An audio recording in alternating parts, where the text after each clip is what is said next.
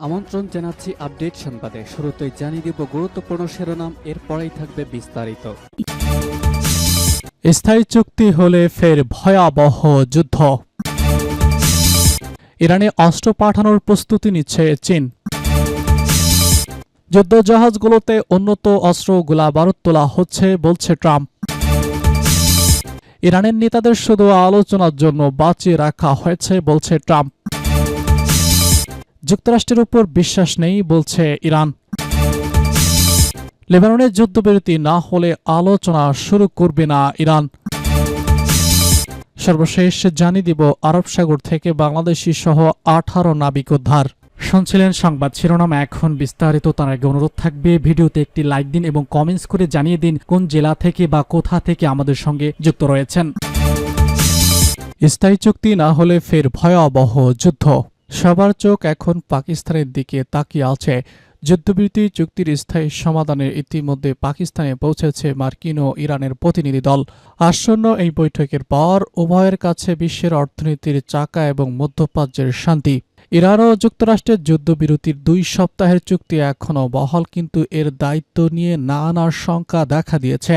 ইতিমধ্যে উভয় পক্ষ একে অপরের বিরুদ্ধে যুদ্ধবিরতি লঙ্ঘনের অভিযোগ এনেছে। লেবাননের হিজবুল্লাহর বিরুদ্ধে ইসরায়েলের অতর্কিত হামলা। এই যুদ্ধবিরতির আওতায় লেবানন অন্তর্ভুক্ত থাকবে কিনা তা নিয়ে ব্যাপক পাল্টাপাল্টি অভিযোগ চলছে। হোয়াইট হাউসের বরাতে এনডিটিভির প্রতিবেদনে বলা হয়েছে, শনিবার ইসলামাবাদে ওয়াশিংটন ও তেহরানের প্রথম দফার বৈঠক অনুষ্ঠিত হবে। মার্কিন প্রতিনিধি দলের মধ্যে রয়েছে যুক্তরাষ্ট্রের ভাইস প্রেসিডেন্ট জেসি ট্রাম্পের বিশেষ দূত। পাকিস্তানের পৌঁছানোর আগে জেন্সি ভার্ট বলেছেন, আমরা এই আলোচনার জন্য উন্মুখ হয়ে আছি। আমার ধারণা এটি ইতিবাচক হবে। অন্যদিকে ইরানের পক্ষ থেকে এই বৈঠককে প্রতিনিধিত্ব করবে তা নিয়ে এখনও খোলাসা করেনি।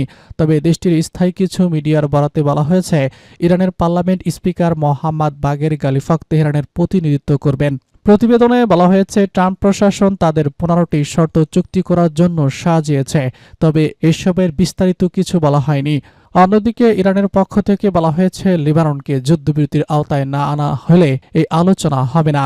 এর আগে বৃহস্পতিবার সতর্ক করে বলেন, ইরান হরমুজ প্রণালী খুলে না দিলে যুদ্ধবিরতি আবার ভেস্তে যাবে। ইরানে অস্ত্র পাঠানোর প্রস্তুতি নিচ্ছে চীন। আগামী কয়েক সপ্তাহের মধ্যে ইরানের নতুন আকাশ প্রতিরক্ষা ব্যবস্থা পাঠানোর প্রস্তুতি নিচ্ছে চীন। মার্কিন গোয়েন্দারা এমনই ইঙ্গিত দিয়েছেন। সাম্প্রতিক গোয়েন্দা বার্তার সঙ্গে জ্ঞাত 3 জন ব্যক্তির বরাত দিয়ে এমন চাঞ্চল্যকর রিপোর্ট প্রকাশ করেছে সিএনএন।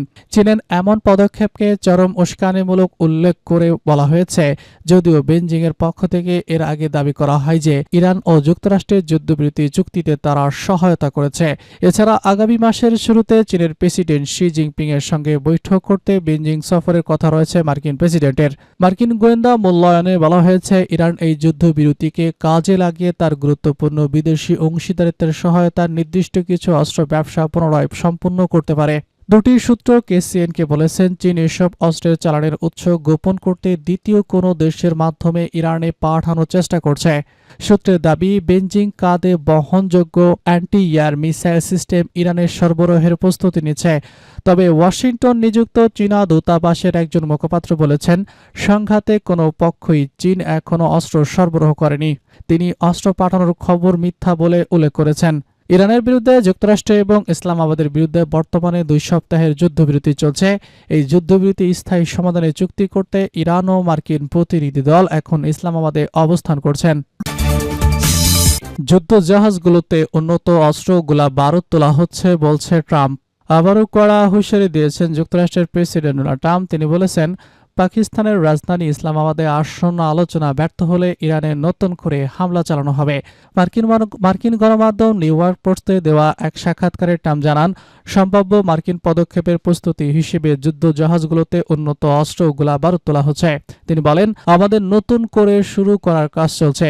আমরা যুদ্ধজাহাজগুলোতে এখনও পর্যন্ত তৈরি সবচেয়ে উন্নত অস্ত্র গোলাবারুদ সংযোগ করছি। এর আগের চেয়ে আরও ভয়াবহ সংঘাত সম্ভাবনা হতে পারে। ট্রাম্প আরও দাবি করেছেন, এর আগে আলোচনায় ইরানকে চূর্ণ বিচূর্ণ করা হয়েছিল। তিনি সতর্ক করে বলেন, ইসলামাবাদে আলোচনা সফল না হলে এই অস্ত্রগুলো অত্যন্ত কার্যকর ব্যবহার করা হবে। ইরানের নেতাদের শুধু আলোচনার জন্যই বাঁচিয়ে রাখা হয়েছে বলছে ট্রাম্প। ইরানে কোনো শক্ত অবস্থান নেই এবং দেশটির নেতাদের শুধুমাত্র আলোচনার জন্যই বাঁচিয়ে রাখা হয়েছে বলে মন্তব্য করেছেন যুক্তরাষ্ট্রের প্রেসিডেন্ট ডোনাল্ড ট্রাম্প। শুক্রবার সামাজিক যোগাযোগ মাধ্যমে তিনি এসব মন্তব্য করেন। ট্রাম্প লিখেছেন, ইরানিরা সম্ভবত বুঝতে পারছে না, শুধুমাত্র কিছুদিনের জন্য হরমুজ প্রণালী অবরুদ্ধ করে রেখে বিশ্ববাসীকে জিম্মি করা ছাড়া তাদের আর কোনো অবস্থান নেই। তারা শুধুমাত্র আলোচনার জন্যই বেঁচে আছে। এর আগে ট্রাম্প ইরান নিয়ে আরেকটি পোস্ট লিখেছেন, ইরানিরা ভালো যোদ্ধার চেয়ে মিথ্যা মিডিয়া চালানো ও গণসংযোগে ভালো। এদিকে পাকিস্তানের রাজধানী ইসলামাবাদে গতকাল হতে যাওয়া আলোচনা ব্যর্থ হলে ইরানে ফের হামলা শুরু করা হবে বলে ইঙ্গিত দিয়েছে ডোনাল্ড ট্রাম্প। গণমাধ্যম নিউ ইয়র্ক টাইমসকে শুক্রবার তিনি বলেছেন, তারা যুদ্ধজাহাজগুলো পুনরায় সুসজ্জিত করছেন। ইসলামাবাদের আলোচনা সফল হবে কিনা এমন প্রশ্নের জবাবে ট্রাম্প বলেন, আগামী 24 ঘন্টায় আমরা দেখব কি হয়। তিনি বলেন, আমাদের রেস্ট চলছে, আমরা যুদ্ধজাহাজগুলোর সবচেয়ে ভালো অস্ত্র সুসজ্জিত করছি। এখনো পর্যন্ত তৈরি হওয়ার সবচেয়ে ভালো অস্ত্র আমরা আগে যা করেছি তার চেয়েও ভালো, আমরা তাদের উড়িয়ে দিয়েছি। যুক্তরাষ্ট্রের উপর বিশ্বাস নেই। পাকিস্তানের ইসলামাবাদে অনুষ্ঠিত হতে যাচ্ছে ইরান যুক্তরাষ্ট্র শান্তি আলোচনা। ইতিমধ্যে উভয় দেশের উচ্চ পর্যায়ের প্রতিনিধি দল দেশটিতে পৌঁছেছে। পুরো বিশ্ব এখন পাকিস্তানের দিকে তাকিয়ে রয়েছে। পাকিস্তান পৌঁছে ইরানের প্রধান আলোচক দেশটির পার্লামেন্টের স্পিকার মোহাম্মদ বাগের গালিফাক যুক্তরাষ্ট্রের কড়া সমালোচনা করেছেন। তিনি বলেন, তাদের প্রতিনিধি দল আশাবাদী, তবে তারা মার্কিন প্রতিপক্ষকে বিশ্বাস করছে না। পাকিস্তানের স্থায়ী সময় শুক্রবার রাতে ইসলামাবাদে পৌঁছায় ইরানের প্রতিনিধি দল। স্পিকার বালিফকের নেতৃত্বে এই প্রতিনিধি দলে রয়েছেন পররাষ্ট্রমন্ত্রী আব্বাস আরাকচি, সুপ্রিম ন্যাশনাল কাউন্সিলের সেক্রেটারি মোহাম্মদ গালিফাক। ইরানের রাষ্ট্রীয় গণমাধ্যমকে বলেছেন, তাদের সদিচ্ছা আছে, কিন্তু আমাদের যুক্তরাষ্ট্রের উপর কোনো বিশ্বাস নেই।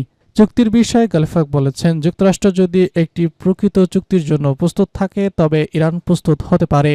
তবে হতাশার সুরে ইরানের এই নেতা বলেন, দুর্ভাগ্যবশত মার্কিনদের সঙ্গে আমাদের আলোচনার অভিজ্ঞতা সবসময় ব্যর্থতা এবং প্রতিশ্রুতি লঙ্ঘনের মধ্য দিয়ে শেষ হয়েছে। লেবাননে যুদ্ধবিরতি না হলে আলোচনা শুরু করা যাবে না বলছে ইরান। ইরানের পার্লামেন্ট স্পিকার মোহাম্মদ গাভের বালিফাক বলেছেন, দুটি গুরুত্বপূর্ণ শর্ত পূরণ না হলে যুক্তরাষ্ট্রের সঙ্গে আলোচনা শুরু করা যাবে না। এর একটি হল লেবাননের যুদ্ধবিরতি বাস্তবায়ন এবং অন্যটি ইরানের জব্দকৃত সম্পদের ছাড়। সামাজিক যোগাযোগ মাধ্যমে এ রায় বলেছেন, দুই পক্ষের মধ্যে পারস্পরিকভাবে সম্মত হওয়া সত্ত্বেও দুটি বিষয় এখনও বিস্তারিত আলোচনা হয়নি। এই দুটি বিষয় হল লেবাননের যুদ্ধবিরতি এবং আলোচনা শুরু হওয়ার আগে ইরানের জব্দকৃত সম্পদের ছাড় দেওয়া।